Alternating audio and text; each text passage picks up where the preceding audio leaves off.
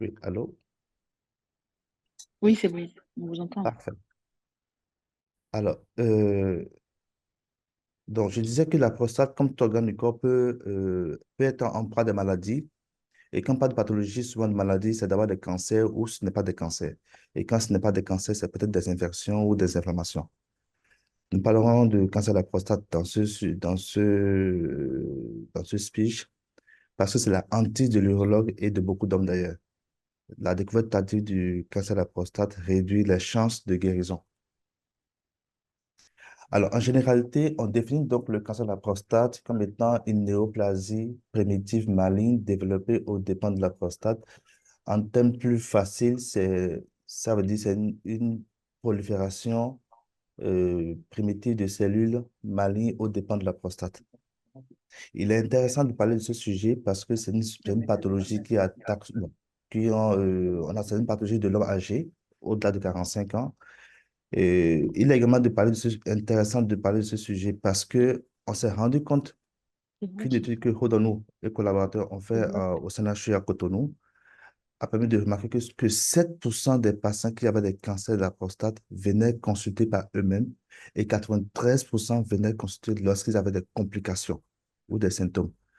Et on s'est rendu compte que le cancer de la prostate, en termes de cancer urologique, selon une étude faite par Avakuja collaborateur, constituait 86,6% des cancers diagnostiqués Le nombre de en patients. neurologie. Donc, c'est le chef de file des cancers urologiques d'ailleurs. Alors, il faut également savoir que le traitement existe et ils sont nombreux d'ailleurs. Et nous avons des complications qui sont multiples, surtout chez les patients qui sont métastatiques. Alors, ici, nous allons faire un petit rappel anatomique. C'est quoi la prostate? C'est un organe tout simplement qui a une forme de châtaigne. La châtaigne, c'est un fruit méditerranéen. Alors, j'ai mon curseur qui tourne là. Il a un poids normal compris entre 15 et 20 grammes et est situé juste derrière le pubis. Le pubis, c'est l'os que nous touchons quand on touche en général à partir des poils que nous avons au niveau du pubis. Juste derrière donc, cet os, vous allez donc avoir la prostate qui est là et la prostate est située en avant du rectum et est située en dessous de la vessie. C'est ce que vous voyez là sur mon curseur. Elle est toute petite là. Alors, j'ai émis une autre image là qui est beaucoup plus parlante. C'est beaucoup plus une image pour nous médecins et urologues, qui est une classification de McNeil. Qu'est-ce que j'ai voulu montrer par cette image? C'est que la prostate chez nous, en urologie en général, est divisée en des zones. Et on s'est rendu compte que le cancer de la prostate, en général, touche 70% est soit localisé au niveau de la zone périphérique, qui est d'ailleurs qui est souvent, accessible au doigt lorsqu'on fait un toucher rectal. Et c'est la zone numéro 1 que je montre ici. Et c'est cette zone que vous allez voir sur cette image-là, qui est là. C'est la zone numéro 1. Et entre autres, il faut dire que la prostate participe beaucoup à la fertilité chez les hommes et également un lieu de passage des urines. C'est également c'est son rôle, tout simplement. Alors, qu'est-ce qu'on les facteurs de risque du cancer de la prostate? On n'entend pas un facteur de risque, c'est un élément qui augmente la probabilité de survenue de quelque chose, tout simplement. Je vais prendre un exemple très simple. Lorsque vous avez une moto et que vous devez rouler, si vous ne portez pas un casque, si vous faites un accident dans la voie publique, vous aurez un traumatisme crânien. Donc, le fait d'avoir pas un casque est un facteur de risque de traumatisme crânien. Alors, donc, un facteur de risque, c'est quelque chose qui augmente la probabilité de survenue d'un événement, tout simplement. Et quels sont les facteurs de risque du cancer de la prostate? La première chose, c'est l'âge. Plus vous prenez de l'âge et plus vous êtes en proie à avoir un cancer de la prostate. Ça veut dire que quelqu'un qui a 60 ans ou 70 ans pourrait avoir un cancer de la prostate que celui qui a 45 ans. Donc, l'âge est un facteur important. Et il faut également dire que le cancer de la prostate est un cancer androgéno-dépendant. Et quand on parle d'androgène, c'est par rapport à la testostérone. Ça veut dire que tant que les hommes ont de la testostérone, il peut toujours avoir un cancer de la prostate. L'autre facteur de risque, c'est la race noire. C'est-à-dire que le sujet noir, la peau noire, fait plus de cancer de la prostate que le sujet leucoderme, c'est-à-dire que le blanc. Et le blanc fera plus de cancer de la prostate que le japonais. Ce sont des études épidémiologiques qui ont montré cela. Donc, on s'est rendu compte que le sujet noir fait plus de cancer de la prostate que le blanc et le blanc que le japonais. L'autre facteur de risque qui est récent, c'est qu'on s'est rendu compte que il existe une corrélation entre le cancer du sein et le cancer de la prostate. Ça veut dire que si une maman a un cancer du sein, les garçons de cette maman pourraient être exposés demain à avoir un cancer de la prostate. Également, on s'est rendu compte que c'est l'hérédité. Si dans votre famille, votre père ou un frère à votre père ou votre frère a eu un cancer de la prostate, le risque est plus élevé de 2 à 3 fois. Donc, l'hérédité est un facteur de risque du cancer de la prostate. L'autre chose, c'est les facteurs environnementaux. Et là, j'aimerais juste expliquer deux, trois choses. Alors, on s'est rendu compte, tout à l'heure, je disais que lorsqu'on prend un blanc, il fera plus de cancer de la prostate qu'un sujet japonais. Mais lorsqu'on va prendre, par exemple, un japonais qui vit, par exemple, aux États-Unis et qui a des habitudes alimentaires, fast food, assez de gras, pas de sport, tout ça, ce japonais qui vit aux États-Unis fera plus de cancer de la prostate qu'un japonais qui est resté au Japon et qui a peut-être une meilleure qualité de vie. Donc, c'est pour ça qu'on parle de facteurs environnementaux comme facteur de risque de cancer de la prostate.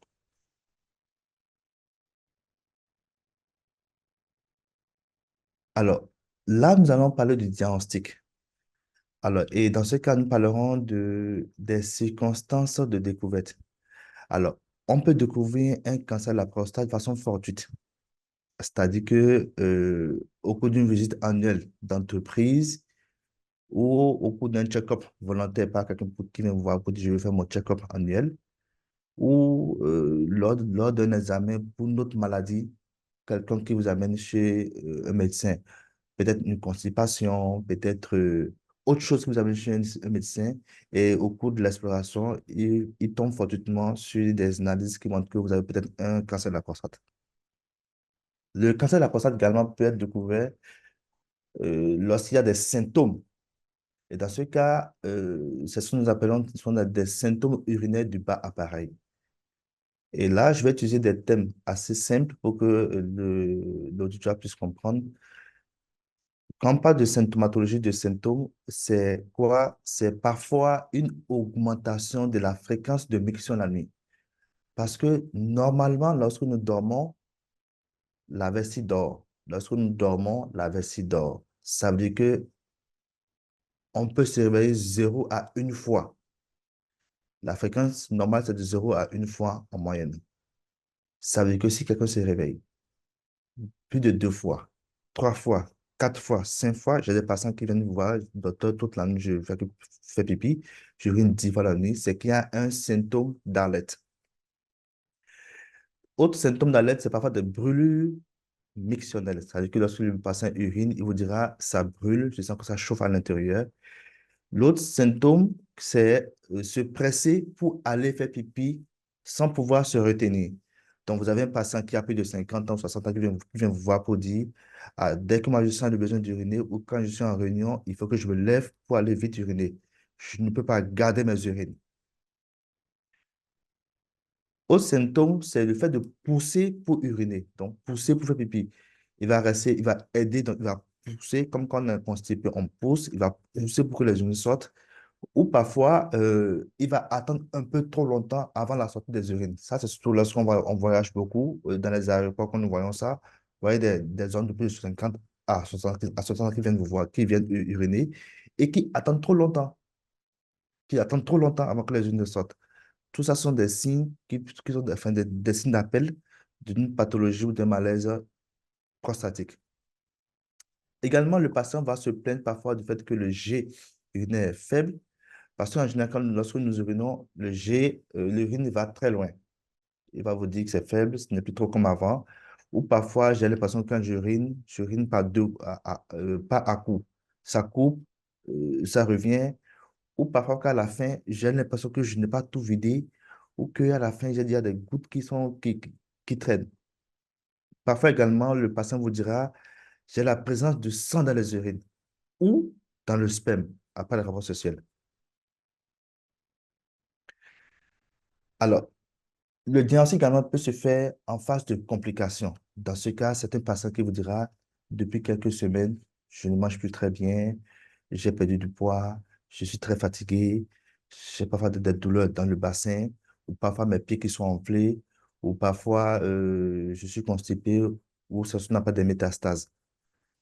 Voilà donc les trois façons dont on peut découvrir que ce monsieur a peut-être un cancer de la prostate. Alors, l'examen clinique, et qui est le plus important d'ailleurs, donc lorsque ce patient vient en consultation, nous allons procéder à un interrogatoire poussé. On va rechercher donc tous ces symptômes que je viens de citer, les symptômes urinaires du bas appareil, ses antécédents personnels familiaux, ses habitudes alimentaires, est-ce qu'il fume, est-ce qu'il ne fume pas, est-ce qu'il prend de l'alcool. On lui posera toutes les questions à l'interrogatoire. Et on terminera par ce qu'on appelle un toucher rectal, qui est l'examen le plus capital au cours de l'examen clinique. Ce toucher rectal se fait en consultation, il n'est pas douloureux, il faut rassurer le patient. Le médecin l'urologue passera son index protégé par un gant et lubrifié avec souvent de la vaseline pour passer par l'anus, pour aller toucher la zone périphérique que j'ai expliquée initialement dans le rapport anatomique, pour aller toucher la prostate. En cas de cancer de la prostate, on aura donc une anomalie que l'urologue va constater en examinant son patient. Au décours de cet examen physique, l'urologue pourra donc demander un dosage sanguin. C'est ce qu'on appelle le PSA, c'est le P prostatique spécifique antigène, qui est spécifique de la prostate, mais qui n'est pas spécifique du cancer de la prostate. C'est-à-dire quoi? C'est-à-dire que la normale, le PSA normal doit être inférieur à 4 nanogrammes par millilitre. Ça veut dire que si vous allez voir un neurologue et que demain il vous fait un PSA et que ce PSA est à 5 ou à 6 ou à 10, ça ne veut pas dire forcément que vous avez un cancer de la prostate. Ça peut être lié peut-être à une infection urinaire ou à une inflammation ou à autre chose. Donc, l'urologue va donc forcément interroger ce patient et comprendre un peu s'il n'y a pas d'autres facteurs qui pourraient expliquer une élévation ponctuelle du PSA. Alors, si le PSA était élevé, l'urologue, nous avons aujourd'hui des recommandations qui demandent de demander directement une IRM prostatique qui va permettre de faire ce qu'on appelle des classifications. On pourra classer donc les lésions qu'on trouvera au niveau de la prostate en pyrade 3, 4 ou 5. Et plus c'est élevé, plus c'est suspicieux. Et l'urologue va donc réaliser ce qu'on appelle la biopsie prostatique éco-guidée, qui se fait au cabinet ou à l'hôpital et qui n'est pas douloureux, puisqu'on le fait sous anesthésie locale. Alors, une fois que les prélèvements ont été faits à la biopsie, les prélèvements faits à la biopsie prostatique, on va envoyer ces éléments biopsiés dans un laboratoire spécialisé. Et ce laboratoire va analyser pendant 1 à 2 semaines les prélèvements que vous avez envoyés et vous donnera un peu la nature exacte du prélèvement que vous l'avez envoyé. C'est-à-dire quoi? C'est un peu comme la carte d'identité de la maladie. Donc, il vous dira, ah oui, ce que vous avez envoyé, c'est un adénocarcinome. Ce que vous avez envoyé, c'est un carcinome musculaire, c'est un carcinome canalaire, c'est telle chose. Et vous donnera un peu ce qu'on appelle, dans notre jargon, le score de Gleason. Alors, ce que je dis souvent d'habitude à mes patients, le score de Gleason, c'est un peu comme quand vous prenez un militaire. Vous avez le capitaine, vous avez un commandant, vous avez un colonel, vous avez un général. Donc, plus le Gleason est élevé et plus le cancer est méchant. Et donc, pour nous, ce sont des indicateurs pour pouvoir comprendre un peu à quel genre de cancer nous avons affaire. Alors, l'urologue également pourra faire d'autres analyses hein, complémentaires. Mhm. C'est quoi? C'est le CBU, c'est un examen des urines, c'est l'urécréatinémie, c'est l'examen par rapport au rein, Voilà. le gamme sanguin, les transaminase, c'est le foie, et parfois, il peut s'aider en fonction du cas And d'un what thoraco-abdominopelvien. Alors, c'est quoi la dernière étape du diagnostic? Lorsque l'urologue fait tout ceci, à la fin, il verra son patient, il va se demander, alors, oui, chez ce monsieur, j'ai suspicion de cancer de la prostate, j'ai fait une biopsie, on me confirme qu'il y a un cancer de la prostate. Il faut classer le patient. Est-ce que c'est un cancer qui est localisé? Est-ce que c'est un cancer qui est localement avancé? Ou est-ce que c'est un cancer qui est évolué ou métastatique? En fonction du classement, l'urologue donc va proposer de présenter le dossier du malade en RCP. C'est quoi la RCP? C'est une réunion de concertation pluridisciplinaire.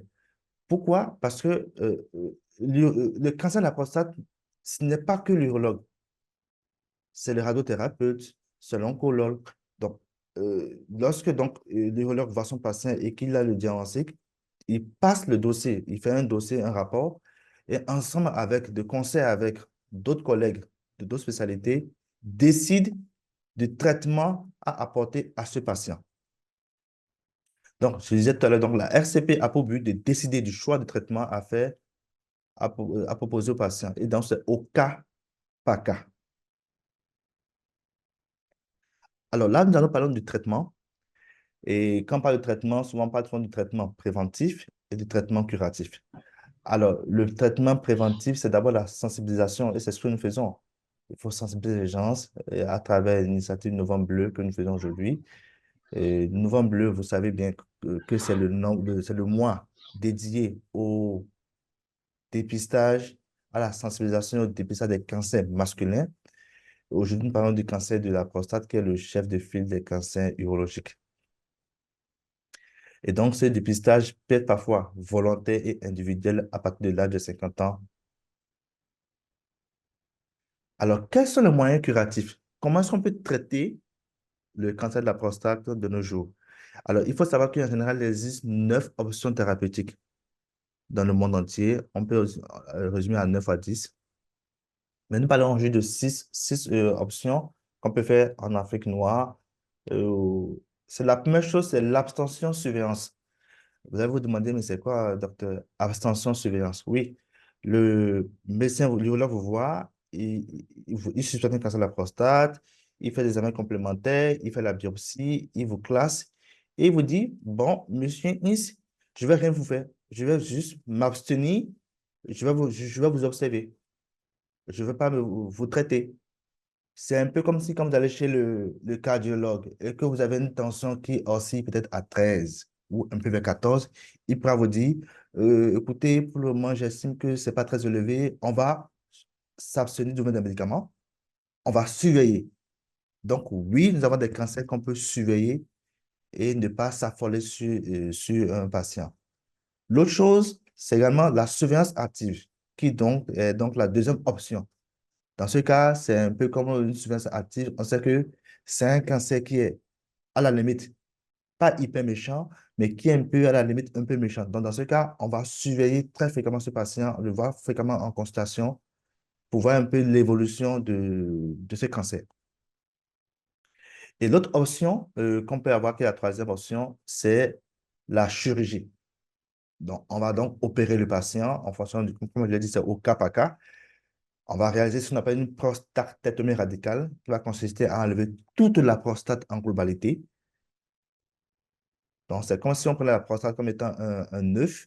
Il y a le blanc d'œuf et le jaune d'œuf et la coquille.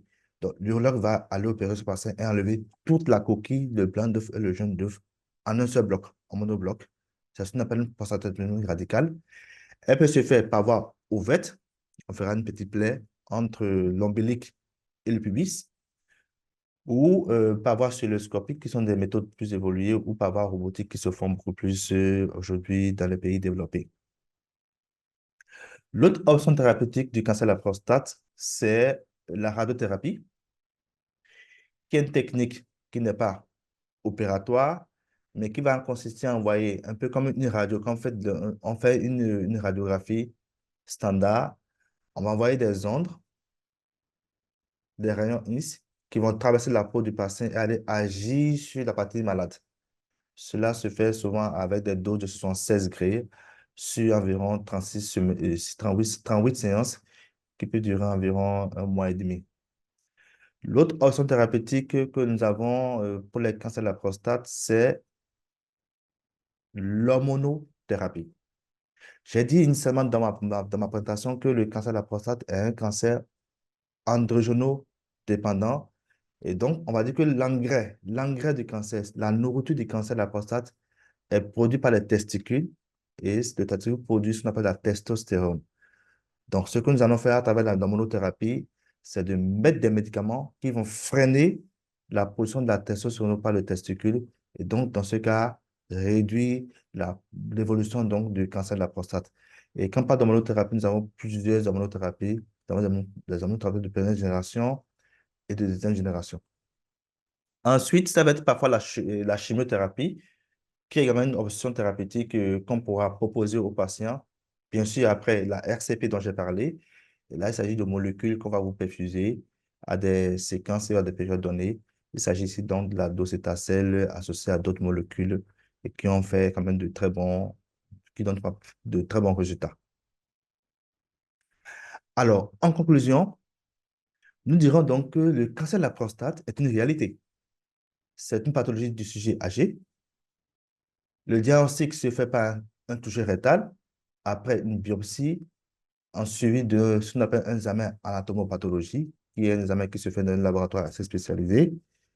Et ensuite, le traitement précoce est gage de guérison. Lorsque c'est diagnostiqué tôt et qu'on traite, on en guérit. C'est un des rares cancers dont on peut guérir.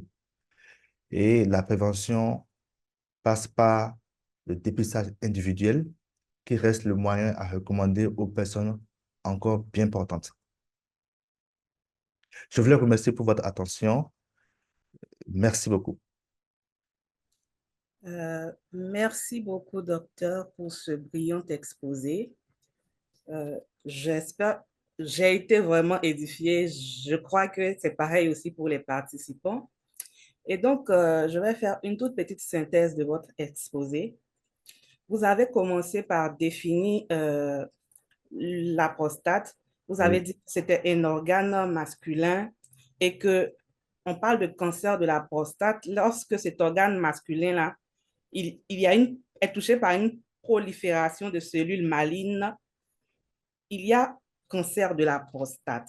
effectivement. Ensuite, vous avez mentionné les facteurs de risque au nombre desquels un âge supérieur à 60 ans. Vous avez également dit que la race noire est facteur de risque de cancer de la prostate, de même que des facteurs héréditaires tels que des antécédents de cancer de sein chez la mère et même des antécédents de cancer de la prostate dans la famille. Oui. Vous avez également énuméré les facteurs environnementaux tels et aussi les habitudes alimentaires, la sédentarité. Et vous avez mentionné également que le diagnostic peut se faire lors d'une visite annuelle chez le médecin ou d'un check-up volontaire. Vous avez continué par énumérer les symptômes du cancer de la prostate. Oui. Et parmi ces symptômes-là, vous avez parlé d'une envie pressante d'uriner sans se retenir, de même que d'un besoin fréquent d'uriner.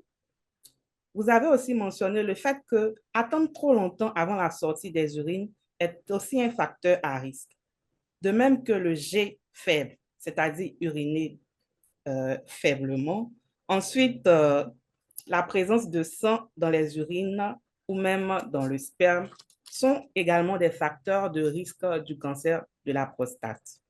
Euh, Aussi, vous avez proposé, vous avez dit qu'il existe des traitements qui sont de 9 types, parmi lesquels la surveillance active et la chirurgie ablative, la prostatectomie radicale, la radiothérapie l'hormonothérapie, la chimiothérapie sont des options de traitement pour le cancer de la prostate.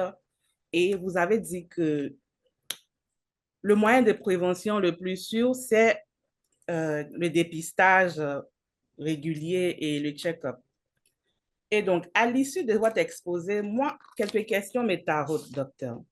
Oui, Parmi ces questions-là, le fait que le cancer, la race noire, le fait que la race noire est citée parmi les facteurs de risque, oui. quelles sont les habitudes dans la race, chez la race noire qui peuvent favoriser ce type de cancer-là, selon vous? Quelles sont les habitudes chez la race noire qui font que c'est la race noire qui est le plus touchée par le cancer de la prostate? D'accord. Avec vous, je peux répondre ou je prends la question d'habitude? Je pense que vous pouvez répondre à cette question-là. On va y aller. On va faire un mode question-réponse. Je crois que c'est mieux.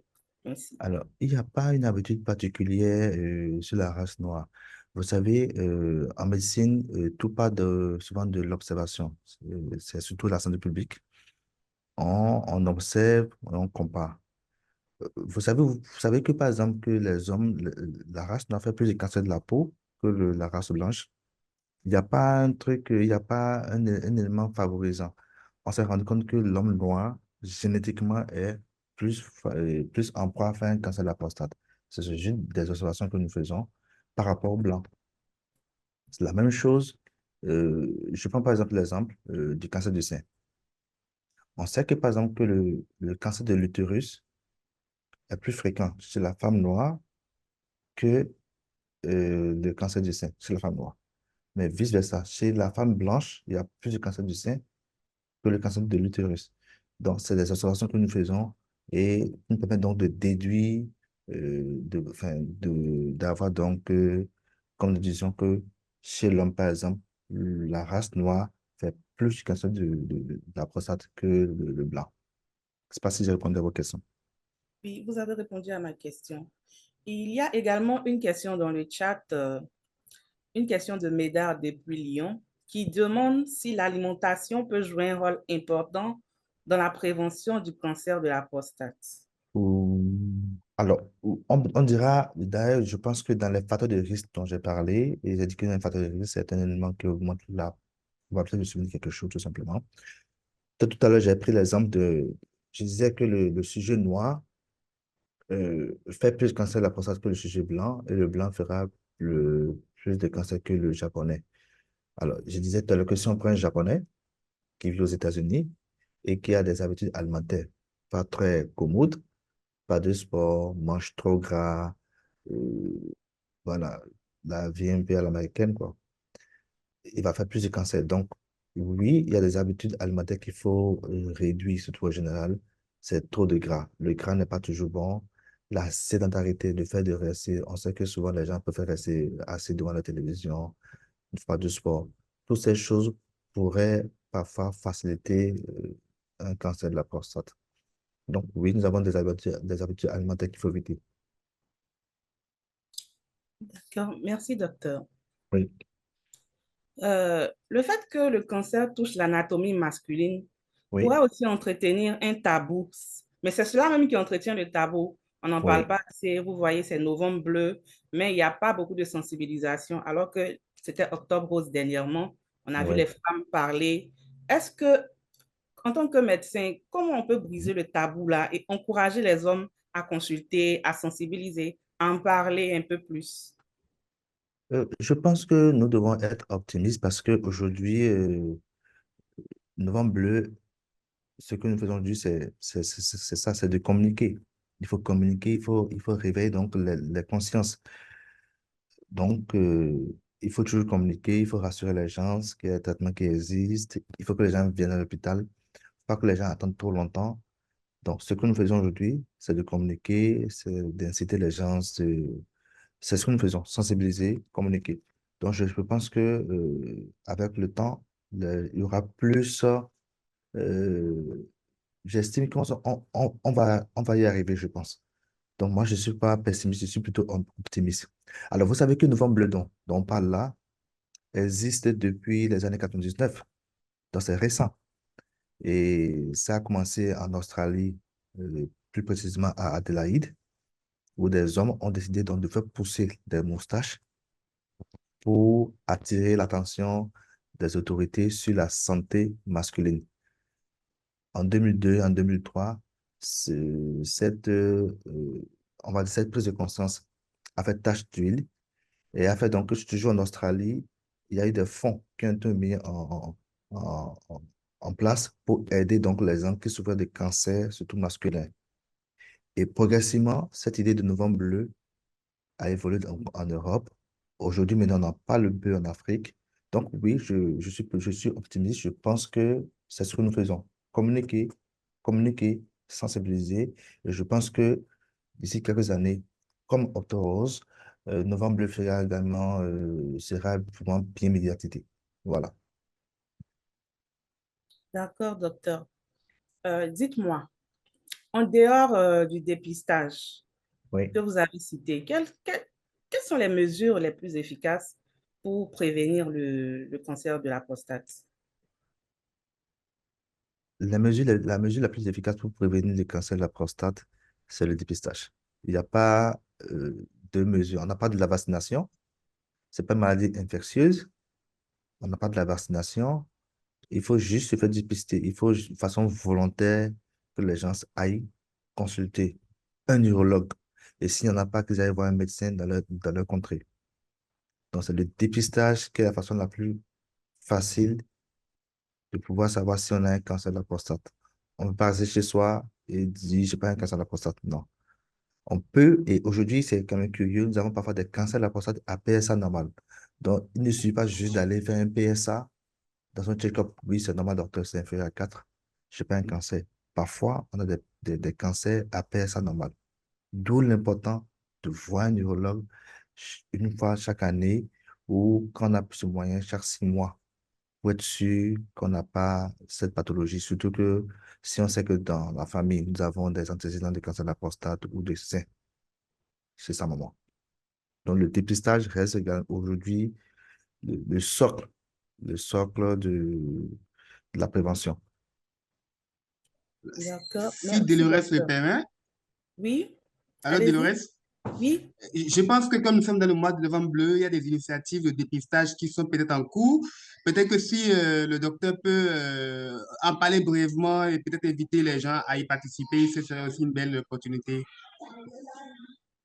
Merci beaucoup. En fait, c'est vrai qu'il y a des initiatives qui sont faites. Là, nous sommes au Bénin ici. Je ne sais pas si vous en avez en Côte d'Ivoire, mais ce que je sais, par exemple, le cabinet d'urologie Salam, dont je suis le promoteur, le responsable, a fait une campagne de dépistage du 4 novembre au 15 novembre pour inciter les gens à venir. Nous avons eu des partenaires qui ont mis de l'argent pour payer donc gratuitement les bilans. Et donc, les gens sont venus. On avait vraiment eu un budget pour juste 50 personnes pour cette année. L'année passée, nous avons eu un budget beaucoup plus gros. Donc, petit à petit, c'est d'amener les gens à comprendre que la santé masculine compte également, puisque on sait que, qu'on ne le veuille pas, l'homme aujourd'hui est le socle de la famille. Donc, oui, il y a des initiatives qui sont faites à Cotonou, au Bénin. Voilà. Des cliniques aussi, aujourd'hui, font cette initiative pour que des gens puissent venir les consulter et savoir un peu enfin, ce qu'il en est par rapport à la santé prostatique. d'accord, docteur. Et toujours au sujet du dépistage, vous avez Oui, dit que l'âge de 60 ans, l'âge supérieur à 60 ans est un oui, facteur de risque. Et donc, oui. j'aimerais vous demander, à quel âge vous recommandez aux hommes de se faire dépister régulièrement? Alors, je peux faire, je peux dire par exemple, dès qu'on a 45 ans, il faut commencer à y aller. Parce qu'on voit des cancers de plus en plus jeunes. Figurez-vous que moi, dans ma cohorte de patients, j'ai un patient de 44 ans qui n'a aucun antécédent, ni père, ni rien, et qui a fait fortuitement un check-up comme ça, et on s'est rendu compte que ce n'était pas normal. Donc aujourd'hui, les cancers, ça ne... Oui, c'est vrai que nous avons de la littérature. Nous avons, comme je l'ai dit, nous faisons des observations, c'est de la santé publique.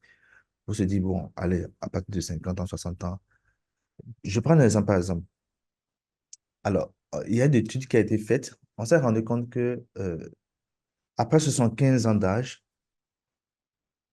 les gens ont toujours des cancers de la prostate. Pourquoi? Je vous explique. Alors, on prend, disons qu'on prend des hommes qui ont plus de 75 ans et qui sont morts de causes naturelles. Genre, il ne s'est plus réveillé, il a fait un accident de la voie publique, il ne s'est plus réveillé, il a fait un AVC, il a fait un arrêt cardiaque, disons plus de 75 ans d'âge.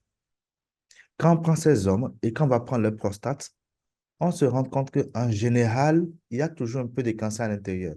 Donc, ces personnes sont mortes d'autres choses.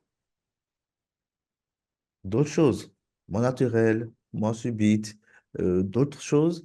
Mais c'est pour ça que je disais que plus l'âge évolue, et plus on a plus la chance d'avoir un cancer.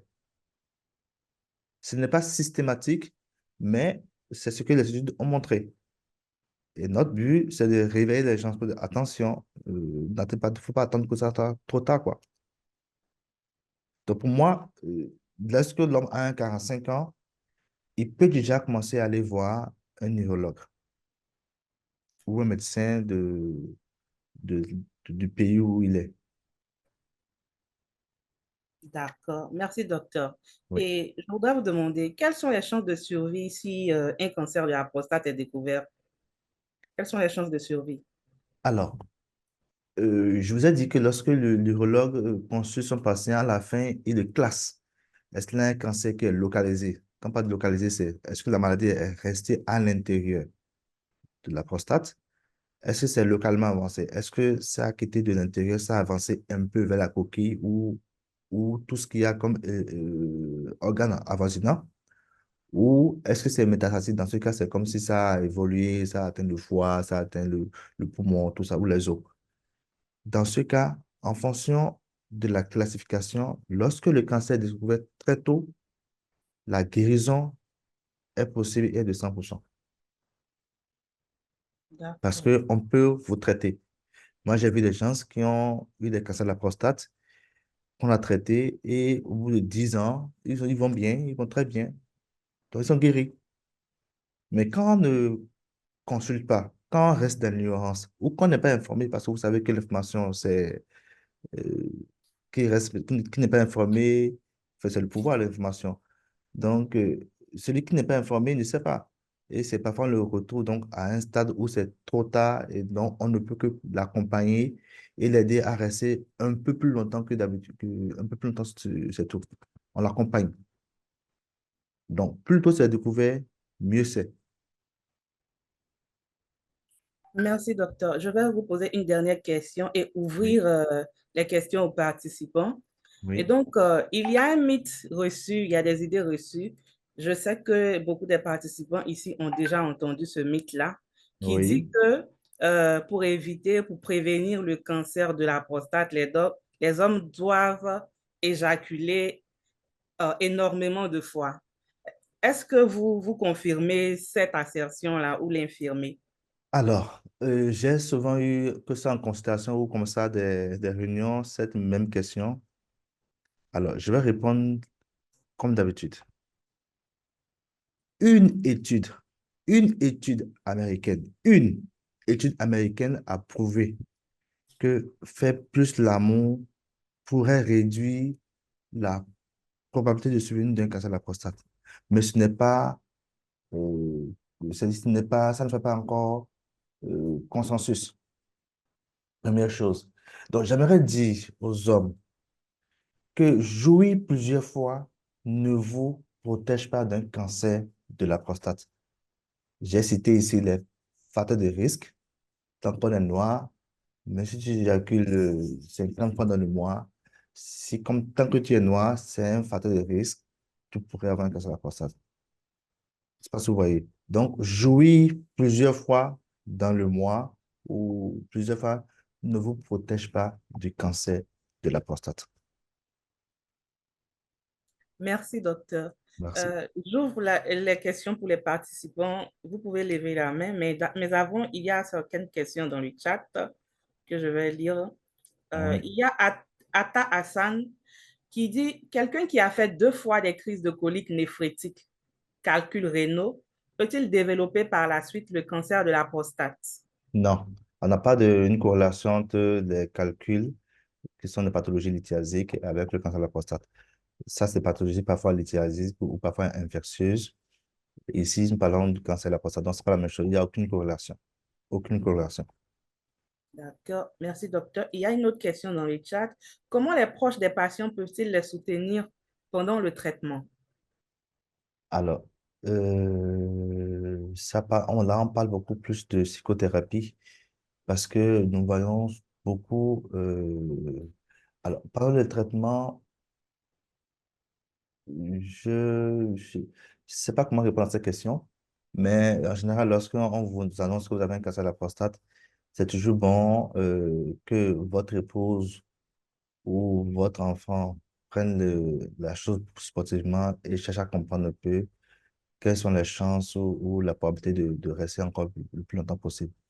Ce qui est intéressant, aujourd'hui, nous avons beaucoup de traitements qu'on peut proposer à des patients. On peut guérir. C'est un cancer qui n'évolue pas à une vitesse enfin, de la lumière, non. On peut avoir un cancer de la prostate aujourd'hui et rester encore en vie encore pendant 5 ans. Voyez-vous? Donc, comment accompagner? Il faut juste expliquer les choses aux gens. Et en général, dans notre pratique quotidienne, quand même, on se rend compte que les enfants ou les conjointes de ces patients sont souvent au chevet de les patients, au chevet de leurs parents. Donc, en général, ça se passe bien. Merci docteur pour votre réponse. Il y a Idrissa Iboural qui demande « Qu'est-ce qu'un toucher rectal? Est-ce un geste propre à l'urologue ou praticable par tous? » Très bien. Alors, le toucher rectal, c'est un geste médical. C'est un geste médical qui n'est pas forcément propre à l'urologue. Tout médecin peut faire un toucher rectal. Comme je dis, le toucher rectal, on le fait en consultation. L'urologue portera un gant qui mettra un gel ou un lubrifiant sur l'index qui passera délicatement et doucement par l'anus pour aller toucher la prostate. Ce n'est pas douloureux. Ça ne dure pas plus de 5 secondes. Et voilà. Donc, c'est forcément un acte médical et tout le monde ne peut pas le faire parce que quand nous faisons un toucher rectal, nous avons des caractéristiques que nous allons chercher. Nous avons des choses que nous cherchons. La surface, est-ce qu'elle est lisse? Le contour, est-ce que c'est douloureux? Est-ce que c'est granité? Nous avons autant de caractéristiques et d'éléments que nous recherchons quand nous faisons un toucher rectal. Donc, j'insiste et je consigne, c'est un acte médical, purement médical. D'accord, merci. Il y a Jaurès Alabi qui vous remercie pour votre bel exposé et Oui. il voudrait vous demander si un patient atteint du cancer de la prostate Oui. peut se faire des massages pour soulager ses douleurs articulaires et s'il peut faire du sport. Alors, la question est un peu, lorsque quelqu'un a un cancer de la prostate, est-ce qu'il fait un massage? Massage, je n'ai pas bien compris la question. Un massage, comment? Est-ce qu'il peut reposer bien la question? Je n'ai pas bien compris. Un massage Jaurès du corps, Alabi, si vous ça? pouvez être plus précis, il demande s'il peut faire des massages pour soulager ses douleurs articulaires et C'est une s'il peut douleur faire du articulaire. sport. Très bien. Alors, une douleur articulaire, c'est un sujet qui a plus de 50 ans ou 60 ans, n'est peut-être pas forcément lié au cancer de la prostate. C'est vrai que parfois, lorsque le cancer n'est pas découvert très tôt, comme je l'ai dit, ça peut évoluer à atteindre un stade métastatique. Dans ce cas, ça peut attaquer les os et donner donc des douleurs dans le bassin. C'est surtout dans le bassin, dans la colonne vertébrale qu'on a souvent des douleurs comme ça. Dans ce cas, non, pas de massage. Nous avons des traitements pour renforcer les os. Donc, pas de massage quand c'est ce cas échéant où nous avons des métastases osseuses au niveau du bassin ou parfois au niveau de la colonne vertébrale. Je pense que Monsieur Alabi a levé la main finalement. Vous Monsieur voulez Alabi, dire quelque chose, Alabi? Je vois Joannessa. Est-ce que c'est monsieur? Ça doit être madame.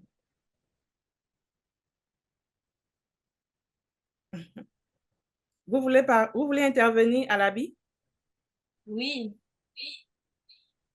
Alors, c'est la sœur de Jaurès Alabi. Donc, D'accord. Jaurès, je suis sûre qu'elle ne peut pas parler tout de suite parce qu'elle est en conférence également. Donc, en fait, c'était pour éclairer et je pense que le docteur a déjà répondu parce que c'est déjà une phase métastatique Oui, et le patient ayant des douleurs, donc, ressent parfois enfin, un soulagement, parfois demande des massages. Donc, c'était pour savoir, et comme vous avez déjà répondu que normalement non, alors quels sont les traitements ou avec quoi on peut soulager le patient quand il y a ce genre de douleurs qui sont très, très vives et parfois l'emmènent à avoir des difficultés peut-être à se coucher, se relever, se marcher, vous comprenez, pour un patient qui est un peu trop en mouvement en fait. ouais. Voilà, Je merci. merci pour votre question. Alors, effectivement, Oui. parfois, lorsque la maladie est très évoluée, découverte tardivement, les os sont fragilisés et le patient va se plaindre donc d'une douleur. Nous avons ce qu'on appelle l'échelle visuelle analogique, qui est on va dire une règle qui nous permet donc d'évaluer la douleur chez un patient. Vous avez des patients qui ont très mal, d'autres ont moins mal et d'autres pas du tout. En fonction de l'EVA, l'échelle visuelle analogique, nous avons des médicaments qu'on peut mettre. Nous avons du paracétamol qui est un antalgique. Nous avons parfois des anti-inflammatoires qui peuvent venir s'associer au paracétamol. Nous avons des molécules comme le tramadol. Et parfois, on peut aller même jusqu'à la morphine. Donc oui, la gestion de la douleur dans le cancer, c'est curieux, c'est quand même une spécialité également. Donc oui, on peut s'aider avec des médicaments en fonction de la douleur pour soulager le patient. Le plus important pour nous, c'est qu'il y ait une meilleure qualité de vie. Il faut que le malade ait une meilleure qualité de vie. Donc parfois, on peut s'aider de, euh, parfois le rhumatologue, parfois nous avons aujourd'hui des neurochirurgiens qui sont quand même parfois aussi même experts de la douleur, qui peuvent parfois mettre des traitements pour aider pour la douleur. Donc, c'est vraiment au cas par cas. Donc, oui, il existe des traitements jusqu'à la morphine pour aider pour que la personne n'ait pas de tout mal. Merci, docteur. Il y a Espero qui dit que vous avez mentionné les facteurs environnementaux comme facteurs de Oui, risque et oui. il demande si c'est l'alimentation en désordre en Afrique qui cause le cancer de la prostate chez la race noire. Non, ce n'est pas de l'alimentation des autres. J'ai bien dit que la race noire fait plus de cancer de la prostate. Donc, ce n'est pas l'alimentation des autres. J'ai juste mis les facteurs environnementaux pour dire quoi? Lorsque quelqu'un qui n'est pas très en poids avoir un cancer de la prostate quitte son milieu et va dans un milieu où il y a d'autres habitudes alimentaires qui ne sont pas forcément les bonnes, il va s'exposer très vite à un cancer de la prostate. C'est pour ça que j'ai pris l'exemple d'un Chinois qui vit aux États-Unis, enfin, un Japonais qui vit aux États-Unis et un Japonais qui vit au Japon. C'est deux milieux différents, deux environnements différents, donc deux habitudes alimentaires différentes, des comportements différents. Et donc, lui, il est plus exposé que celui qui est de l'autre côté. Merci, docteur. Il y a dans le chat une question de Joannessa Alabi qui demande quels sont les risques après l'opération et quelle est la durée de vie d'un patient après l'opération. Très bien. Ça, c'est une très belle question. Je me suis permis de ne pas mettre ça dans mon exposé en espérant euh, que ça vienne dans la question. Alors, après une prostatectomie radicale, c'est-à-dire ablation complète et totale de la prostate, lorsque la maladie est découverte très tôt, le patient vit, il peut vivre 20 ans, 30 ans en fonction de ce que Dieu a décidé. D'accord? Il peut D'accord. vivre le plus longtemps possible. Et je pense qu'après cette question, il y avait quoi comme question? La durée et quoi d'autre encore, s'il vous plaît? La question? Elle demande si la durée, bien sûr, la durée de vie Oui, oui, après durée de vie. l'opération. Oui, et il y avait également une autre, je crois qu'il y avait une autre question dans la question, je pense. Il y avait une autre préoccupation. Durée de vie et, je sais pas le temps de noter. Bon, je regarde. Oui. Elle a demandé les risques après l'opération et Voilà, la durée de vie après l'opération. alors, il n'y a pas de risque, c'est plutôt, vous peut-être parler des effets secondaires, ou voilà, qu'on pourrait avoir, ou des complications. Je crois que c'est ce qu'elle veut parler, c'est ce qu'elle veut dire en disant risque. Bien sûr. Alors, après une prostatectomie radicale, alors je vais revenir un peu sur l'image du rappel. Alors, Dieu a créé la vessie que vous voyez ici.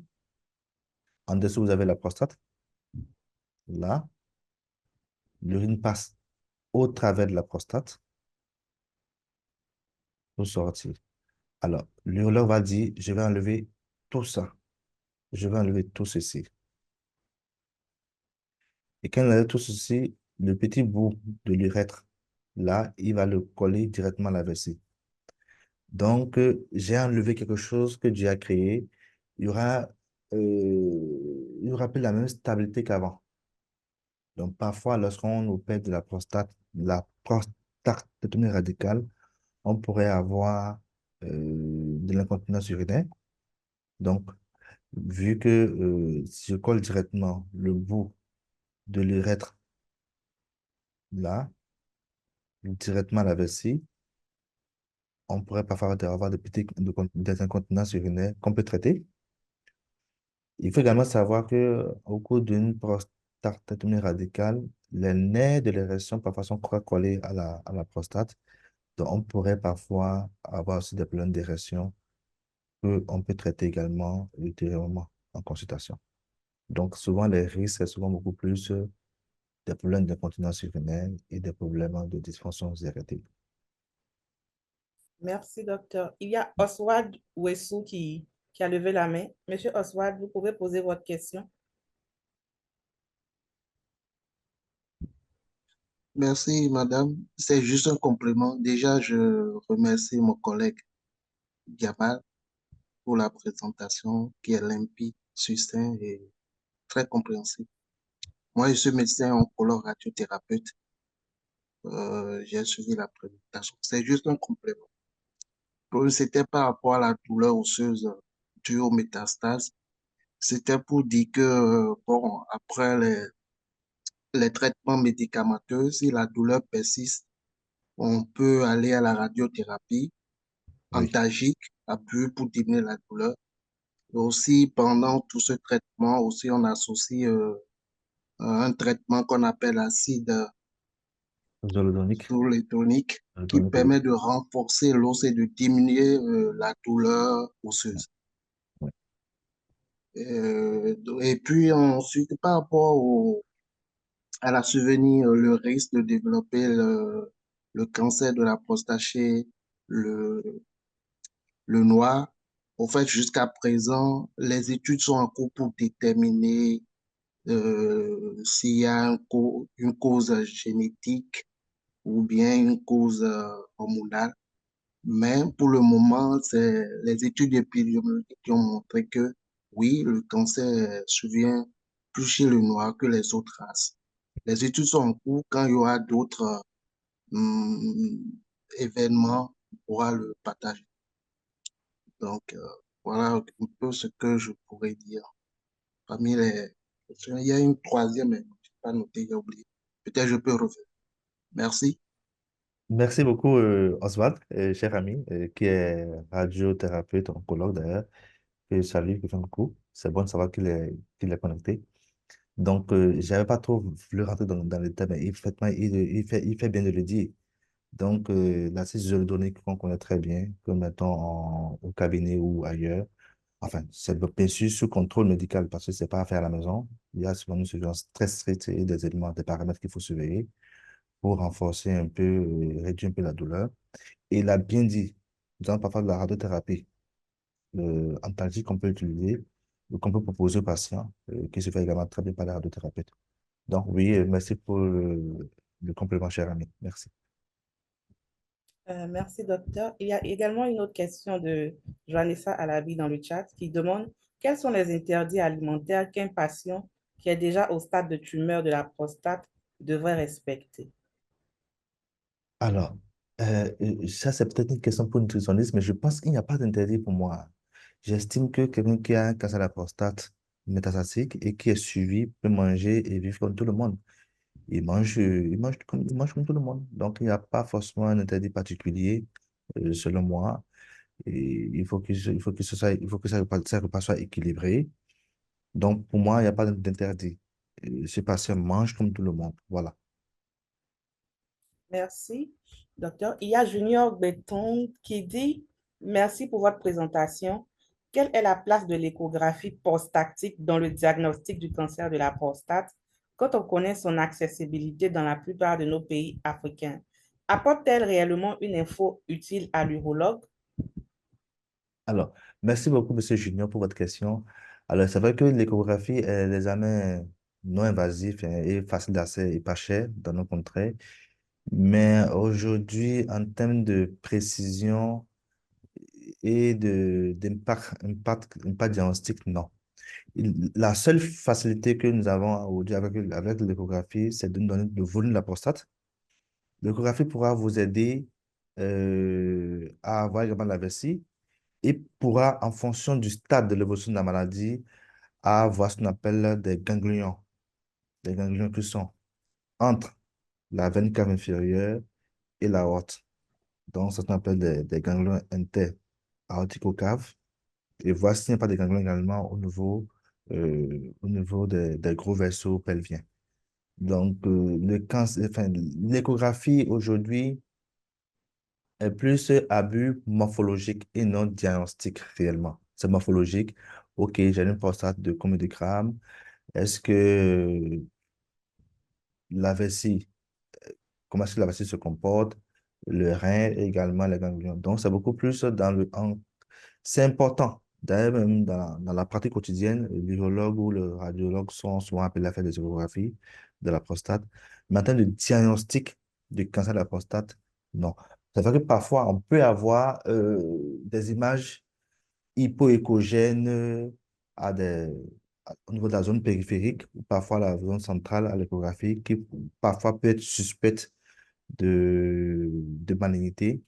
Mais aujourd'hui, l'examen le plus, on va dire, le plus parlant et qui peut vraiment guider, c'est l'IRM de la prostate.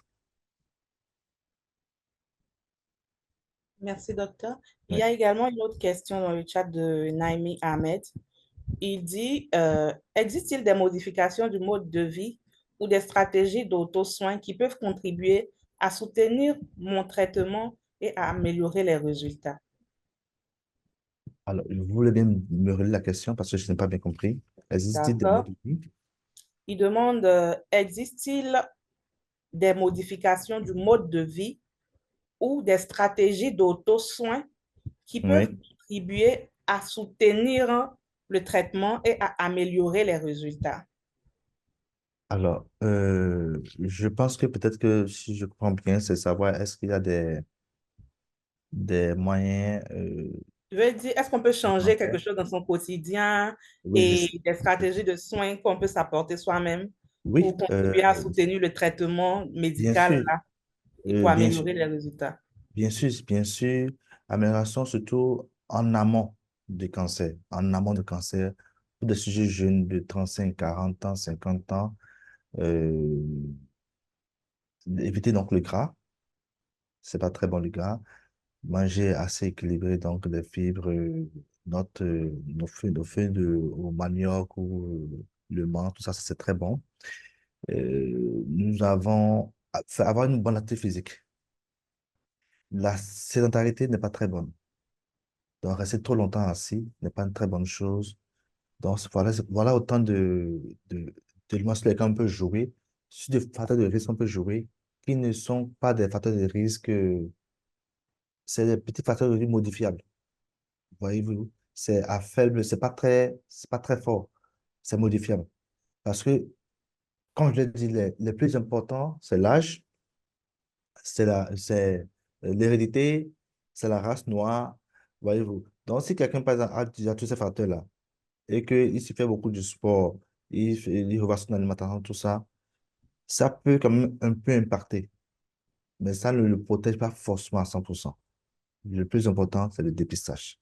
Se faire dépister. C'est le plus important. Merci, docteur.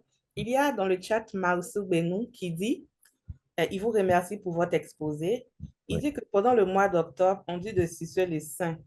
En novembre, on voit partout que les hommes disent qu'on doit aussi faire pareil avec la verge. J'aimerais savoir si c'est vrai. Euh, Ensuite, il dit, oui. Mhm. enfin, du côté de l'âge, j'aimerais savoir si on a un risque zéro sur un sujet de moins de 60 ans d'avoir le cancer de la prostate.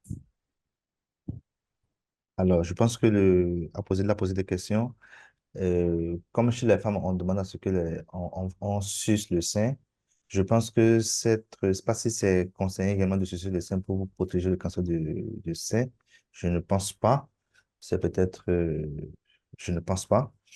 Mais sucer donc la verge, non, non, non. Il n'y a pas de. Et tout à l'heure, je l'ai dit, j'ai dit, jouir beaucoup ne vous protège pas du cancer de la prostate. Donc, allez faire le sucer le pénis ou faites autant de toucher que vous voulez. Ça ne protège pas du cancer de la prostate. De la prostate. Et également, c'est quoi le deuxième part de la question, s'il vous Le plaît? deuxième volet, c'est est-ce qu'il existe un risque zéro sur un sujet de moins de 60 ans d'avoir le cancer de la prostate? Il n'y a pas de risque zéro dans tout ce que nous faisons dans la vie.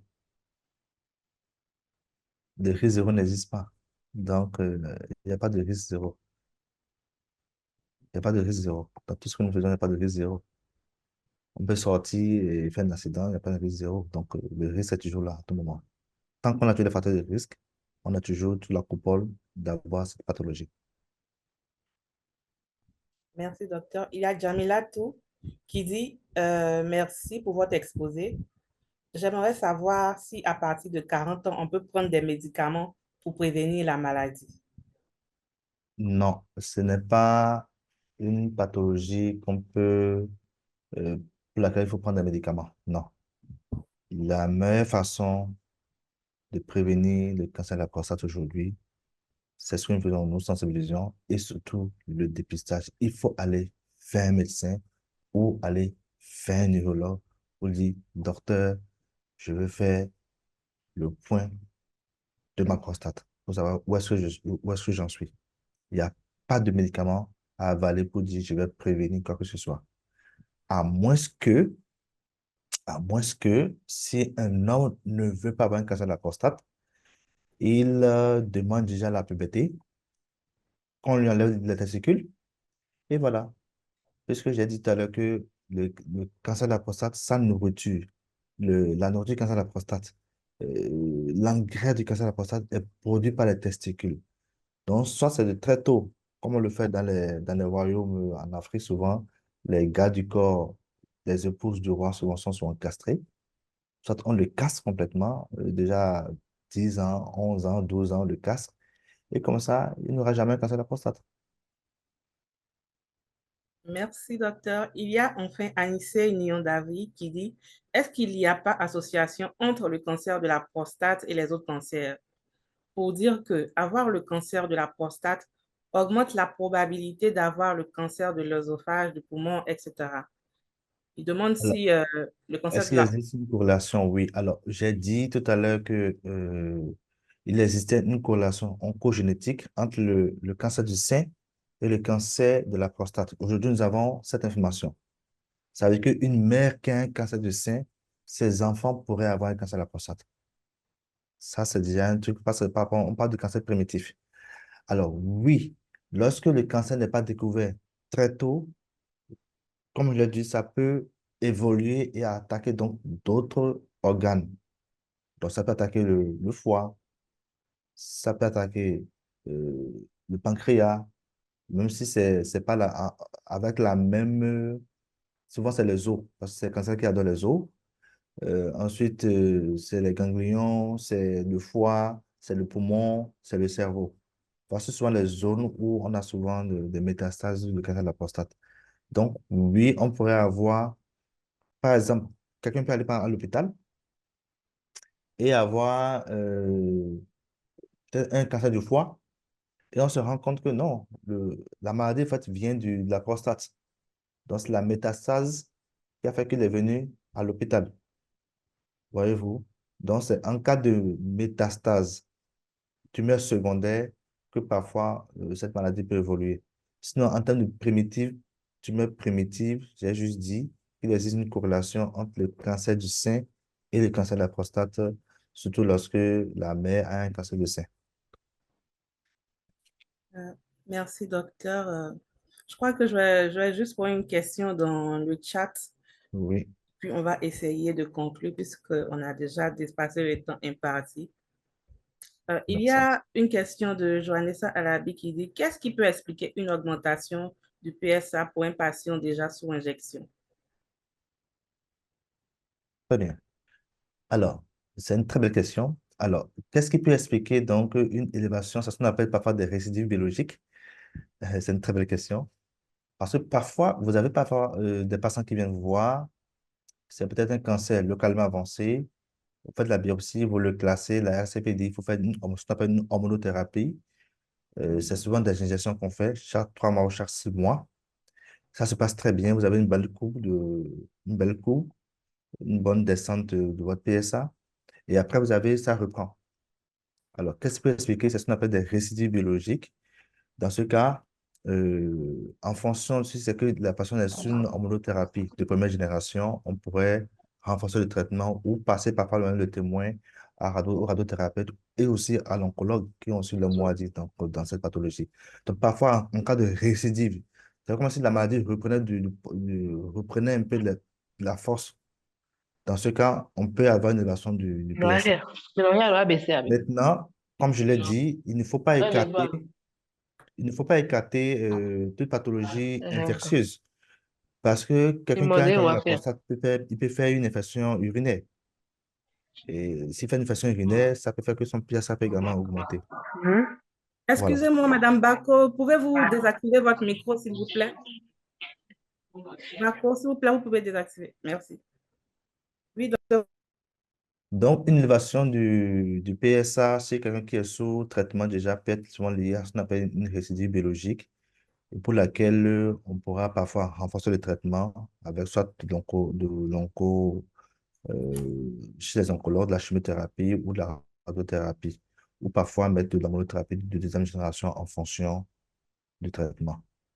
J'estime que ce sont des détails, mais bon, on en parle, les questions sont bienvenues. Merci beaucoup, docteur. Vous avez répondu à beaucoup de nos préoccupations. Je crois que tous ceux qui participent à ce webinaire aujourd'hui en ressortent avec beaucoup d'informations et beaucoup vraiment d'informations sur le cancer de la prostate. Et donc, je retiens quelques aspects clés. Vous avez Oui. dit de commencer le dépistage dès 45 ans et que les chances de survie lorsque la maladie est découverte tôt sont de 100%. Et de même, vous avez dit qu'il ne faut pas se fier à cette étude américaine qui dit que faire l'amour pourrait prévenir le cancer de la prostate parce que le moyen de prévention efficace reste le dépistage. Et Oui. donc, docteur, si vous avez quelque chose à ajouter pour terminer, vous avez la parole. Bon, je voulais vous remercier à ImoScience de m'avoir invité et également demander à vous, vous les femmes, vous qui êtes nos mères, vous qui nous portez, de réveiller la conscience des hommes, de vos maris, de vos frères, vos cousins, tout le reste, de leur dire attention, le cancer de la prostate est une réalité, qu'il faut aller à l'hôpital voir un neurologue pour faire un peu le point de sa santé prostatique. Et vive Novembre Bleu. Merci. Merci, docteur. Merci à tous les participants. Vous avez entendu le docteur. Alors, messieurs, je vous recommande de vous faire dépister et aussi de briser le tabou autour de ce cancer des ravages dans votre jante. Inspirez-vous aussi des femmes, cette fois-ci, comme on le fait à l'occasion d'Octobre Rose, à l'occasion aussi de Novembre Bleu. Investissez les plateaux, faites résonner vos voix pour combattre le cancer de la prostate. Je vous remercie tous pour l'intérêt que vous avez accordé à notre webinaire et je vous dis au revoir et à la prochaine fois pour d'autres sujets aussi intéressants.